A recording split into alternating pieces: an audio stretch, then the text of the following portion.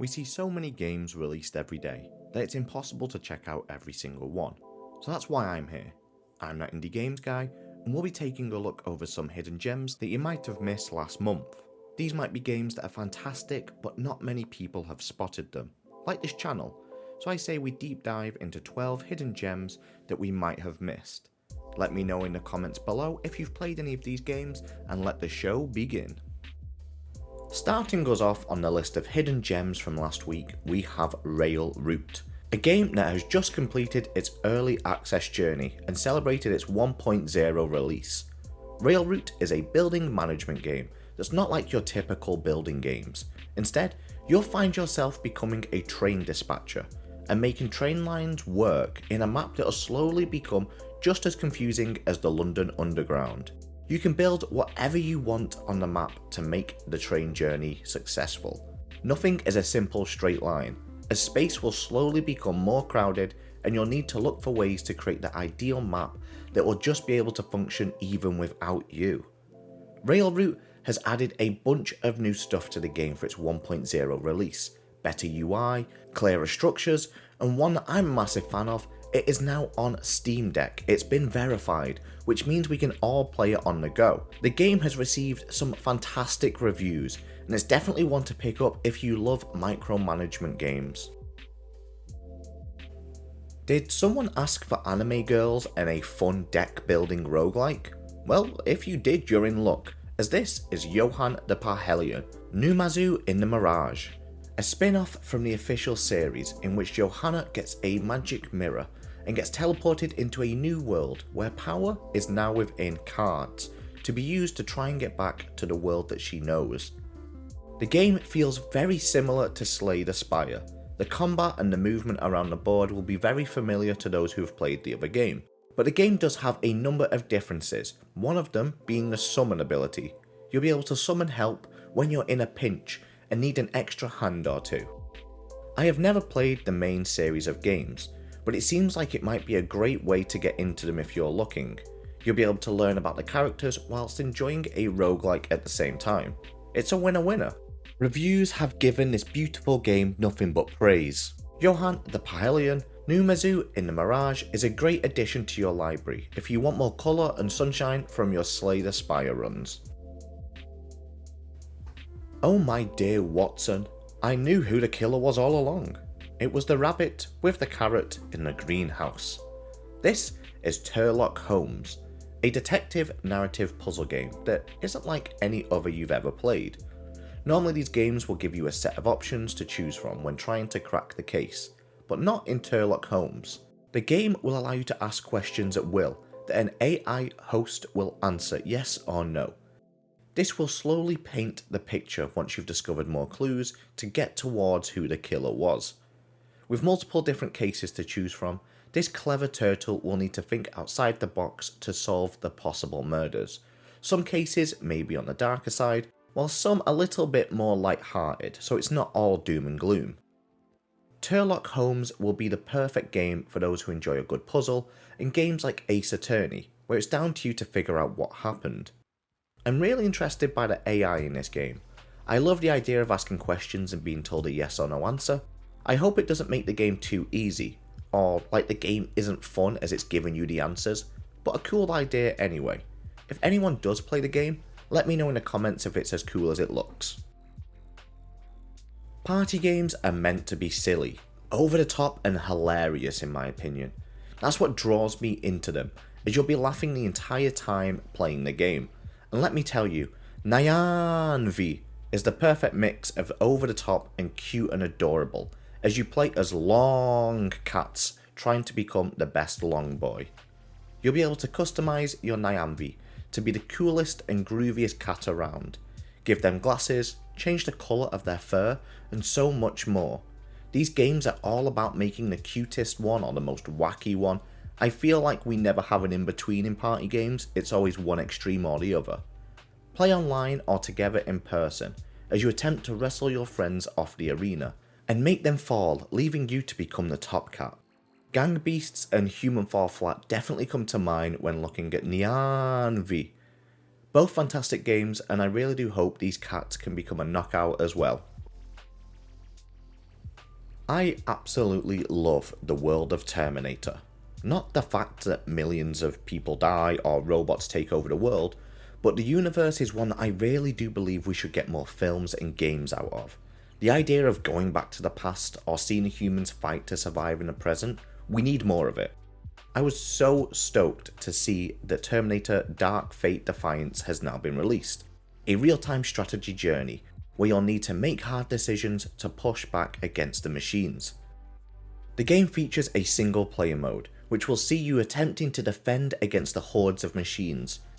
They're making a full forced attack towards wiping out humanity, and you and the last few troops that are within the US Army are the only ones left who can stop them.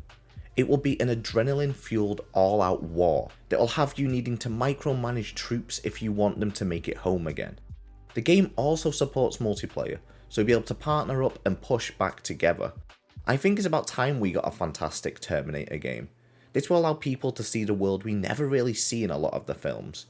I know some of the newer ones do show the wastelands a little bit more and what has happened, but this will be the best insight to all of us as we would wonder what would happen if the machines were to take over. If there's one game that I'm really shocked about on this list, it's this next one. I honestly was baffled to see that it didn't get more love when it was released. The visuals are a blast from the past, the combat is slicing and dicing, and the combos you'll be able to pull off in this, without it being technically a fighting game, are just perfect. This is Slave Zero X, a hack and slash action adventure that is set in the world of Slave Zero, which was released back in 1999. The combat is so crisp. It's all about hitting combos to maximize damage output to enemies in front of you. You'll be able to hit them from the front, bounce them in the air, juggle them by taunting at them, and slam them down even after death. Fighting in this 2.5D environment as you move around the map will allow you to feel like you're fighting in an actual fighting game instead of an adventure. Slave Zero X is a must for hack and slash fans. The bosses will make you sweat as you will really need to focus, and maybe hit back the training room if you're struggling. Skill is going to be put on full display here, and you're going to need to practice, and then practice some more, and then practice even more after that if you're going to get good at this game. It's time for another simulator! I feel each and every week I showcase a different simulator game, and honestly I'm all for it. This next one is Supermarket Simulator, a game that is all about running your very own store. Start with nothing but 4 walls and a handful of funds, as you'll be able to turn this place around and hopefully expand to become the next Walmart. Design your store from top to bottom, as you'll be the one to decide where the tills go. Do you put the sugar next to the flour just to confuse people, and so on? Without you, this store wouldn't be able to run. Reviews have been flooding in for this game, with over 2,000 reviews already within a week of release, a vast majority of those being positive. I can see a bright future ahead for all the shop owners out there. Supermarket Simulator has been released in early access, and they plan on adding so much more content over the next 12 months. From being able to hire new workers, to being able to purchase from local suppliers. This is a game I'll be picking up very shortly, and I can't wait to jump in for my first day on the job. Now this is a throwback for me. I originally reviewed this game when it was released in early access, and that's been pretty much a year now. It's great to see that it has been fully developed and it's got its 1.0 release.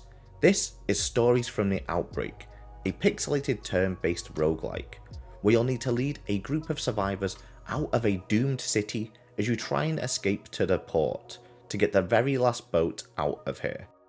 I massively enjoyed my time playing this game when first released. Start by selecting a main survivor and work your way through different leveled areas on the map. Each location will have different events, different enemies, and much more. The roguelike really does make you question your best route towards freedom. I was able to escape once, which I was really happy about. I normally absolutely suck at roguelikes, so when it came to playing this one, the fact that I could do it gave me a glimmer of hope. Stories from the Outbreak has added a whole heap of new content with its latest update. You can now fight humans, not just zombies anymore. New events that can make or break a run, and a load of changes to the actual game itself. Now is the best time to give this a try if you want a turn-based combat zombie game, and I can say I really enjoyed this game, and it's got my stamp of approval. If you're old enough, you are definitely going to remember this screensaver. I remember when I first booted up the computer with Windows XP, the lush green hill, beautiful blue sky, and wait, what's this thing in the middle here? Wait, oh, it's trying to get me. Oh, someone, please send help. This is Windowkill, a twin-stick shooter that is set within the confines of the old operating system. The window itself is trying to close around you, and you'll need to shoot to survive whilst avoiding everything else that is being thrown at you. This seems actually like hell on a desktop. You'll need to move around whilst dodging bullets and other windows and pop-ups, and I can tell I would definitely be panicking a lot playing this game. Massive boss fights around the screen as you'll need to wait until your window is touching to actually do damage. Twin stick shooters often go hard. Just think of games like Vampire Survivors, and this is going to the next level. I'm never going to trust my operating system again. Windowkill comes with a lower than most price tag. Currently on sale for being released, you can pick this up for the price of a cup of coffee, and that's just crazy for a game that has been so well received. Not all games need a massive price tag to be good. This is a game that I'm definitely going to try, but I expect to be so very bad at it. Welcome back, Commander. We've got another game that is released into early access. This is 9-bit Armies, a bit too far.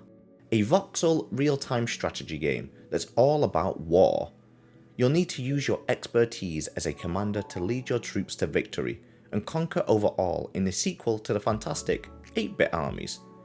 These games are all about control and confidence, controlling the map, and the confidence that you're going to win. Real-time strategy games, in my opinion, have been getting released less and less.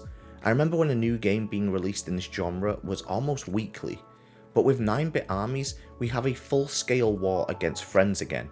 Build up your base, expand and push towards your enemy's base to win the battle. The game has brilliant reviews, and has similarities to games like Red Alert. That's a massive compliment for a game, and I hope it's able to get even better as more updates are released in this early access. Chess has been around for almost 1,500 years. It's been a staple in the competitive scenes and even become a massive form of entertainment on streaming sites. So, don't you think it's time we switch it up a little bit? This is Feud, a free-to-play game that's basically chess but on a smaller board, a 4x4 grid, and you have to swap pieces around to isolate an attack or just go straight for the king.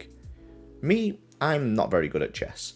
I really want to learn, but that's for another day. Feud, on the other hand, will be a tricky game, but not one where I'll have to learn 50 different opening moves. You'll have single player mode against AI so you can get better at the game, and once you're feeling good, it's time to go and become the best online. Feud is free to play, just like chess, so it's perfect to pick up if you're looking to learn new skills and try and get better at these types of games. It's going to be easy to pick up, but really difficult to master. Now go and feud with everybody.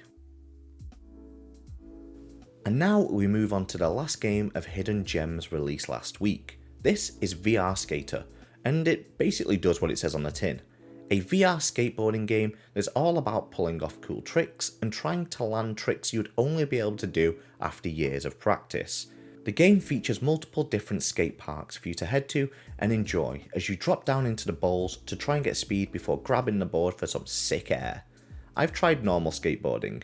I'm as stiff as an old boot, but in VR, it might be scary the first time you fall.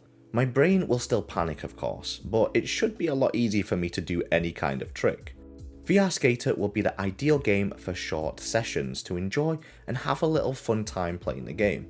It'll probably get a little repetitive if you play for a while, but I just hope they continue to add more places and listen to the community to make this the best skateboarding game around. And that's it for the end of this week's list. Maybe you found a game you've never seen and that's what this is all about. Let me know if you'll be picking up any of these titles, and I'll catch you all next time. Bye bye!